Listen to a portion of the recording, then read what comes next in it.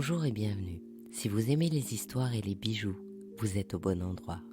Aujourd'hui, c'est l'épisode 70 du podcast, un anniversaire. Alors je vous ai préparé une histoire de gemmes orange en coucher de soleil que je vous propose d'écouter comme une histoire du soir, une histoire de bijoux, comme un bisou. Il était une fois l'orange joaillier. Je ne sais pas vous, mais ma semaine a été compliquée. Alors j'avais besoin d'une pincée de vitamines, un petit coup de peps, comme une potion magique, une lampée de soleil liquide. J'ai donc décidé de vous parler du orange, la couleur tonique des œufs d'oursin et des flammes, de la fleur de souci et de la mimolette, des carottes et des poissons clowns. Le mot orange viendrait directement de l'orange, le fruit. Alors on le repère au XIe siècle dans l'arabe, et puis évidemment il arrive en Espagne à la suite du négoce et des guerres, mais il n'apparaît en France qu'au XVIe siècle. Après tout, ce fruit a été longtemps un luxe, ce qu'on a aujourd'hui oublié, mais je me souviens de mon arrière-grand-mère qui me disait qu'elle recevait une orange comme cadeau à Noël. Puisqu'on en est au mot, n'oubliez pas que c'est un adjectif invariable et que si on dit des pierres précieuses oranges, on ne met pas de S à la fin. Alors que si on parle des feux orangés d'une spessartite, on mettra un S. Et la racine de orange vient naturellement du mot or. Si ce mot apparaît tardivement dans notre vocabulaire, c'est aussi parce qu'il a été longtemps difficile à produire. Bien sûr, tout le monde sait que le orange vient du mélange du rouge et du jaune, mais en fait, la nature des composants et la conservation du colorant ont longtemps posé problème. Dans l'Antiquité, on utilise le réalgar qui est rouge avec l'orpiment qui est jaune. Le souci, c'est que ce sont deux sulfures d'arsenic, naturels certes, mais super toxiques, et qui en plus réagissent mal avec les autres couleurs. Au Moyen-Âge, on essaie le minium de plomb, mais il devient noir en séchant. Et c'est en 1797 que Louis-Nicolas Vauquelin, pharmacien et chimiste français, découvre le chrome, ce qui révolutionne la peinture en créant des pigments orangés. Les impressionnistes en feront un usage enthousiaste. Et puis on découvre le cadmium. Et en 1820, le chimiste Friedrich Stromeyer obtient un sulfure de cadmium qui donne un orange bien vif comme on l'aime.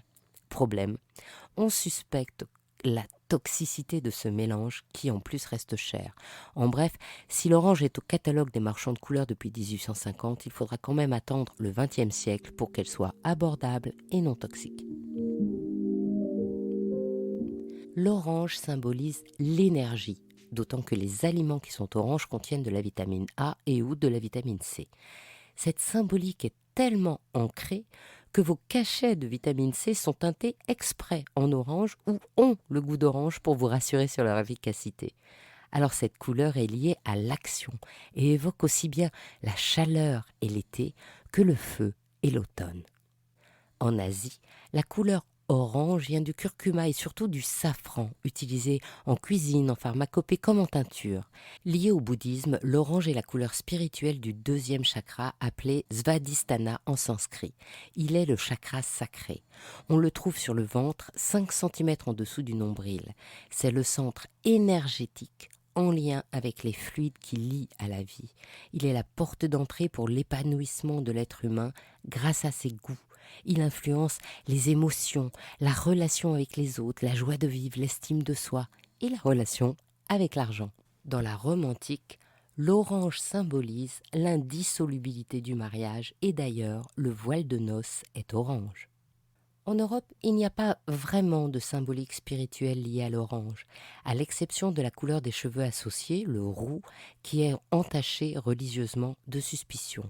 Judas était roux, et on en a profité pour brûler beaucoup de femmes dénoncées comme sorcières et qui n'avaient d'autres caractéristiques que d'être rousses. Il en ressort que la couleur orange dans une symbolique est parfois entachée de dissimulation et d'hypocrisie. Mais généralement, cette couleur véhicule des valeurs de communication et de créativité, transmet la joie, le plaisir, l'optimisme, en plus d'être synonyme de vitalité, de force et d'endurance. Par ailleurs, l'orange est la couleur qui se distingue le mieux dans l'environnement. alors elle est utilisée pour signaler les dangers dans de nombreux domaines. Par exemple, en France, la vigilance orange est le niveau d'alerte de la sécurité publique. En joaillerie, il y a de nombreuses gemmes orange et le diamant orange existe, et oui, mais il est rare, très rare. Le diamant The Orange a été trouvé en Afrique du Sud. Il pèse 14,82 carats, c'est-à-dire qu'il est gros comme une amande. Sa couleur est qualifiée de vivide, donc c'est le super top en matière de couleur. Il a été vendu en 2013 par Christie's New York 35,54 millions de dollars, ce qui était un record mondial. Un autre célèbre diamant orange, le Graff orange, de 4,77 carats, est d'une couleur orange-jaune et sa vente en 90 a atteint 3,92 millions de dollars. Il y a aussi le Lady Orchidea Diamond, 2 carats et sa couleur est fancy vive et il est taillé en cœur. Le dernier diamant orange très connu est le Pumpkin Diamond. C'est un orange vivide de 5,54 carats en taille coussin. L'actrice Halle Berry a eu la chance de le porter quand elle a gagné son Oscar de meilleure actrice en 2002 pour son rôle dans le film Monster Ball. Ce très bizarre nom de citrouille lui a été donné par Ronald Winston de la maison Harry Winston qu'il avait acheté un jour avant Halloween en 1997. Il a été revendu en 2013. Vous l'aurez compris, le diamant orange est rare et son caratage est bien plus petit que les autres diamants d'exception qui sont bleus ou blancs. Aussi, les joailliers mêlent-ils souvent différentes gemmes pour un effet feu franchement waouh. Par exemple, la parure Roi Soleil, créée par Dior et revendue chez Sotheby's en 2010, est un collier articulé de 359,73 carats de saphir jaune ovale avec 8,66 carats de grenat spessartite et 10 carats de diamant. Les boucles d'oreilles assorties sont également en forme de flamme et le tout a été vendu 104 500 dollars. Dans les pierres précieuses, le saphir, qui peut être de nombreuses couleurs, peut aussi être orange. Le collier Graff Orange Saphir est formé de saphir orange en gouttes qui ruissellent en contraste dans un losange de diamants blancs. Le saphir peut aussi être paparacha. C'est une variété orange rosé originaire du Sri Lanka, avec une délicate couleur pêche. Et je vous en parlerai dans un autre podcast car sa douceur ne colle pas avec notre tonique sujet du jour. Il y a beaucoup de pierres fines orange. La tourmaline et le sphène qui existent dans de nombreuses couleurs ont aussi une variété orange très intéressante. Chez la spinelle, il y a une variété orange qui est l'une des plus recherchées. Et le zircon, qu'il ne faut pas confondre avec le zirconium qui n'est pas précieux, le zircon, donc, un des minéraux les plus anciens connus sur Terre, peut aussi être orange. Et il y a la clinohumite, découverte en 1876 par Sir Abraham Hume, minéralogiste britannique, qui est un silicate de magnésium qui peut être jaune, rouge ou orange, et qui est actuellement rare. Dans les gemmes les plus utilisées en orange, vous connaissez bien sûr la citrine qui va du jaune au orange doré.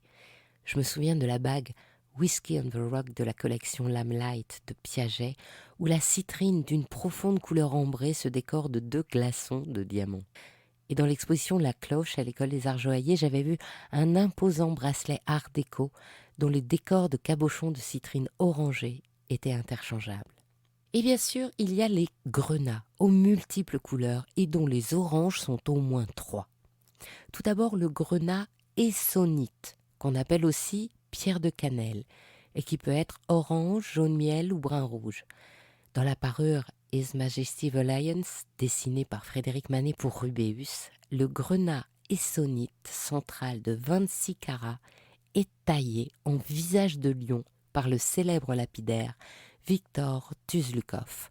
Autour de cette face léonine rayonnent des citrines, des topazes et des rubis. Une autre espèce de grenat d'un orange vibrant est le grenat mandarin. Dans le bracelet talisman de la collection Trésor d'Afrique de Chaumet, 3 grenats mandarins de 24 carats en pain de sucre répondent au bleu profond du lapis lazuli et ses clairs de saphir jaune. Chez Bulgari, c'est le collier Night at the Casino de la collection Cinemagia qui fait resplendir un grenat mandarin de 16,85 carats au cœur d'une roulette de casino redesignée de turquoise, diamants et améthystes. Et plus récemment, c'est la maison Maton Paris qui pare sa bague tortue d'une carapace d'un seul grenat mandarin dont la couleur intense resplendit sur la monture en or blanc. Le grenat peut aussi être spessartite, d'un orange avec un peu de jaune jusqu'au brun rouge, comme celui choisi par Lawrence Baumer pour être le cœur de sa bague Black Magic nébuleuse, qui est en or blanc rodier noir avec de la laque noire pavée de saphirs bleu, rose et violet. Chez Piaget, c'est dans la collection Irrésistible Attraction que le spessartite exprime toute sa couleur tonique dans les entrelacs de diamants blancs. Chez Dior, la spessartite est choisie tangerine dans la collection J'aime et mandarine dans la collection Dentelle Popeline.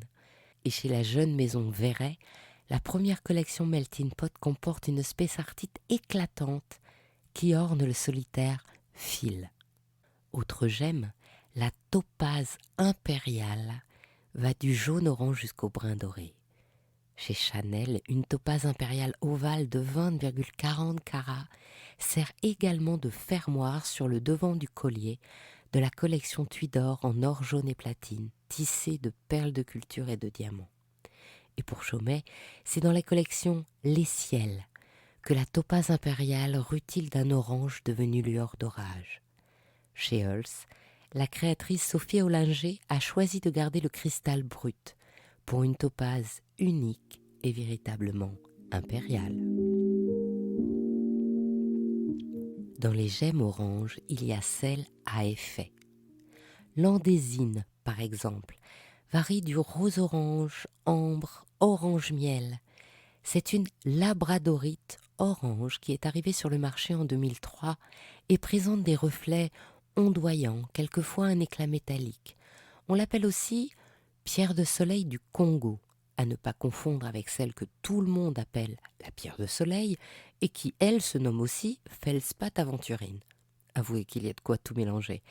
Cette pierre de soleil peut avoir quelquefois un effet optique d'astérisme, c'est-à-dire une étoile intérieure, et là, elles deviennent super rares. Et bien sûr, il y a l'opale de feu, une gemme particulièrement hypnotique, d'un orange à la fois vibrant et doux, avec une saturation tout à fait exceptionnelle dans le monde des gemmes de couleur. Maton Paris a créé une bague marguerite, où les opales cristal d'un blanc laiteux entourent un cœur d'opale de feu d'un doux orange irisé. A contrario, chez Lydia Courteil, l'orange de l'opale de feu à peine polissée s'entrechoque au vert front des petits lézards aux yeux violets qui lui grimpent dessus. Et chez Thierry Vendôme, l'opale de feu rougeoie d'un éclat charnel entre des lèvres d'or au scintillement de diamants dans un calice de rouille. La pierre de lune aussi peut être orange. Étoilée ou non, elle est souvent d'une délicate couleur, comme l'éclat de la lune rousse. Chez Diamant Point, la pierre de lune d'un orange laiteux est entourée de diamants sur or jaune pour des boucles d'oreilles appelées rhapsodies, alors que chez Subtil Diamant, c'est sur des diamants blancs en certigrain que s'éclaire, en lever de soleil, la pierre de lune orange de 4,42 carats sur une bague appelée One More. Il y a un autre style de gemmes orange, celles qui sont opaques. Vous connaissez bien sûr l'agate qui a toutes les couleurs, plus ou moins translucides, avec quelquefois des bandes naturelles, et un orange qui peut aller jusqu'au rouge.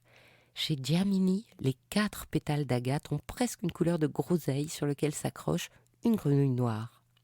Il y a aussi la cornaline, qui varie également d'orange mandarine à l'orange presque brun. Chez Van Cleef & Arpels, la collection Bouton d'or a choisi un orange foncé intense, rehaussé de nacre et de diamants. Enfin, il y a l'orange des gemmes organiques, comme l'ambre, dont je vous ai beaucoup parlé dans l'épisode sur la célèbre chambre d'ambre. Et puis il y a le corail, dont l'orange se mêle de rouge ou de rose pour des teintes allant de l'écume de sang au saumoné. Chez Cartier, la collection Coloratura montrait un bracelet aux perles de corail d'un orange soutenu, dopé par un émail noir et des diamants. Alors que chez la créatrice Yvonne Léon, le corail est saumonné et gravé dans une bague berlingot intemporelle avec un diamant rond en certiclo. Et chez Muriel Beckbeder, son pendentif est en corail fossile et montre tous les camailleux de l'orange, du plus doux au plus vif, en passant par le orange rosé et qui varie suivant la lumière. Ainsi se termine cette histoire de l'orange joaillier.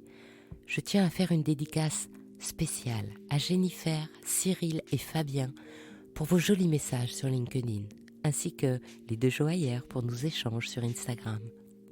Je suis Anne Desmarais de Jotan et je donne une voix aux bijoux. Chaque dimanche, j'émets en alternance sur un podcast différent. Et justement, la semaine prochaine sur le podcast Brillante, ce sera Stéphanie Desor, l'auteure de La Panthère, qui ressuscitera pour nous Jeanne Toussaint, la directrice mythique de Cartier. Le dimanche suivant, ce sera sur le podcast thématique Il était une fois le bijou que Tony Haddad, diamantaire, nous parlera de toutes les couleurs du diamant dans cette saison 3 appelée Diamant Forever. Pour ne manquer aucun de nos rendez-vous du dimanche autour du bijou, abonnez-vous à chacun de ces 3 podcasts. Il était une fois le bijou comme un bisou et brillante sur votre plateforme d'écoute préférée ou sur YouTube. Et encouragez-moi en partageant les épisodes sur vos réseaux sociaux. Si vous êtes sur Apple Podcasts, mettez de jolis commentaires. C'est ce qui permet de référencer les podcasts.